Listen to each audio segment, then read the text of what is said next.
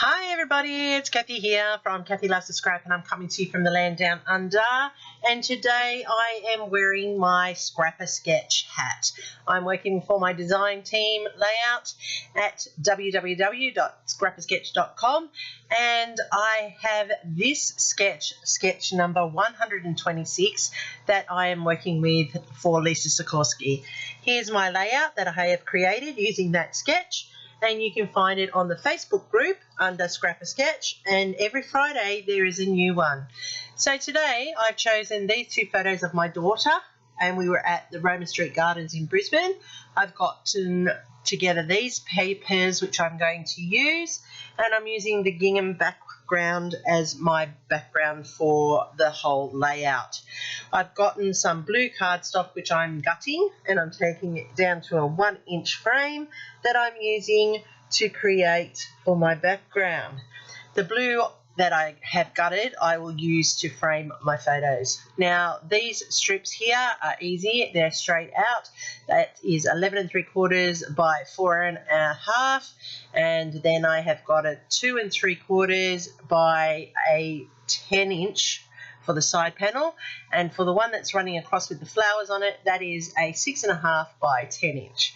So I'm adding in my framing, I'm putting it all down on the page. It's coming together quite easily. I'm using scorched timber here to distress the edges so that it lifts up off that background and adds a little bit of dimension. It's a shadowing effect, and so it creates a little bit of interest to the layout. Now you can make this layout as busy as you like or as simple as you like, and today I've gone with clean and simple. I like to stay true to Lisa's sketches to show everybody how versatile and how easy they are to work with. So I'm putting in my photos. My photos are 3 1/2 by 5. I now am using that as my more regular size. I have just used a cocoa spray stain, which I have stain my chipboard that I'm using on this layout, and I have fussy cut out the flowers from the remainder of the paper, which I'm using to build my clusters. Now this layout calls for 2 clusters, and so therefore I am making sure that they are balanced and even across the page, so they have the same elements in each cluster, and I am using foam tape to pop up that flower on the corner just to add that little bit of interest.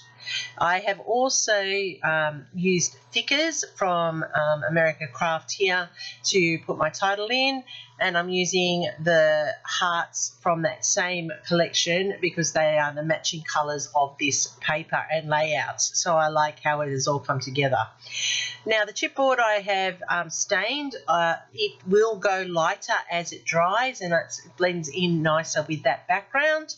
I do like the darker colour, however when it does dry and blend in, it looks a lot more like it's part of it. And I've used those chipboard words instead of journaling, and you could always put your journaling in, or word phrases, or whatever it is that you want to include on the layout.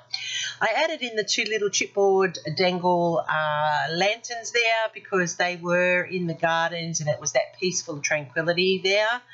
I'm adding in some Nuvo drops in clusters of 3 at the points of the journaling, or in this case the words, and that's set up the visual triangle for your eye to roam around the layout.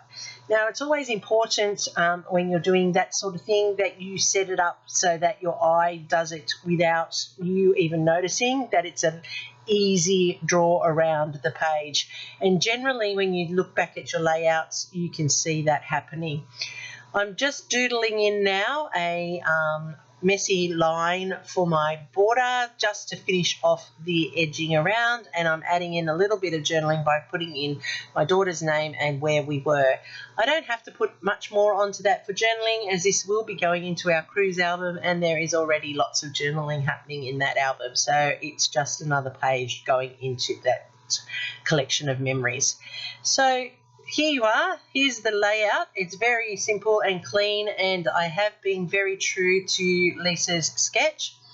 You can see here how it all came together. It will all dry and come down.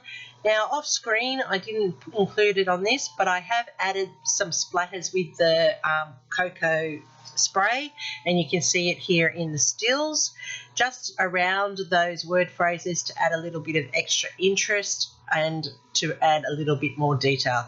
See how that has now dried and gotten lighter, and it blends in with the page so much nicer. And it picks up all the colours that are in the papers, which are reflective of the colours in the photos, and that is very important when you are balancing out your pages.